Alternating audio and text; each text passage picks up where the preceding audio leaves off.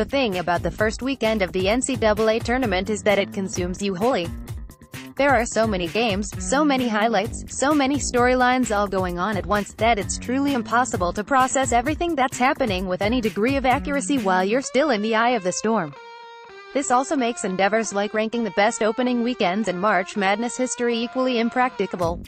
Too many things from too many years wound up being forgotten. Also, there's no set criteria for that sort of thing. Some people value upsets, some value buzzer beaters, some emphasize quality games, and some want it all. All that being true, let me say this, if this hasn't been the greatest opening weekend in the history of the NCAA tournament, it has to be damn close. Thursday to Saturday has given us the biggest upset in March Madness history. 2-0. 13 seeds advancing out of the first round in the same year for the first time since 2008. Sister Jean, a pair of last-second game winners from a double-digit seed out of the Missouri Valley. Some remarkable individual performances, shout out to Rob Gray, one of the best legitimate buzzer beaters in recent tournament history. All of this has been just the absolute best, and we still have one full day of games to go. But before we get on with that, let's relive all of the best and worst things that happened during Saturday's helping of second-round action. 3 best games. 1-11, Loyola Chicago 63-3, Tennessee 62, South. For the second time in as many games, Loyola Chicago advanced in the NCAA tournament by taking out a single-digit seed from a power conference with a clutch shot in the closing seconds. On Thursday, it was Dante Ingram breaking the collective heart of the Miami Hurricanes. On Saturday, it was Missouri Valley Conference Player of the Year Clayton Custer doing the same thing to third-seeded Tennessee. Claytonions. The Ramblers had to play catch-up to be in a position to win the game against Miami. That wasn't the case on Saturday. Loyola was superior to Tennessee from start to finish, and it took a furious rally from the Volunteers in the game's final 3 minutes for heroics to be necessary. Now Loyola not only finds itself in the Sweet 16, but in the Sweet 16 of the tournament's most bonkers region. At this point, it wouldn't be shocking to see Sister Jean's boys win a couple more. 3. Michigan 64-6, Houston 63, West. There's no question that Michigan-Houston gave us the best finish of the entire tournament, but a great finish alone doesn't constitute a great game. The Wolverines and Cougars played a highly competitive contest, but there were long stretches of clunky play, and it also featured some of the poorest officiating we've seen through the first 3 days of the big dance.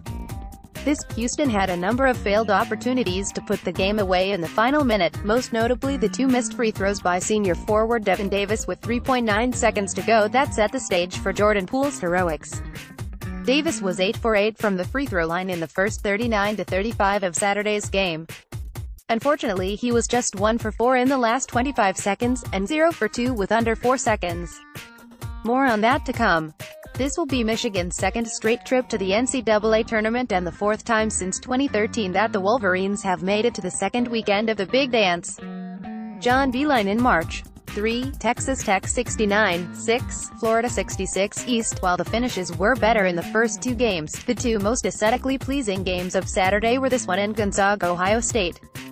Texas Tech Florida was a matchup of dark horse Final Four that seemed to get a similar amount of love in the days between Selection Sunday and the start of the tournament.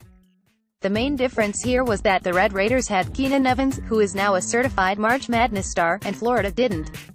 Evans made every key play in the game's most crucial moments, and the Gators ultimately couldn't find a response strong enough to keep their season alive.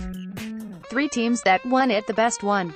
Villanova Virginia's loss to UMBC Friday night revived the hot January talking point that there are no great teams in college basketball this season, and that this is the most wide-open tournament ever.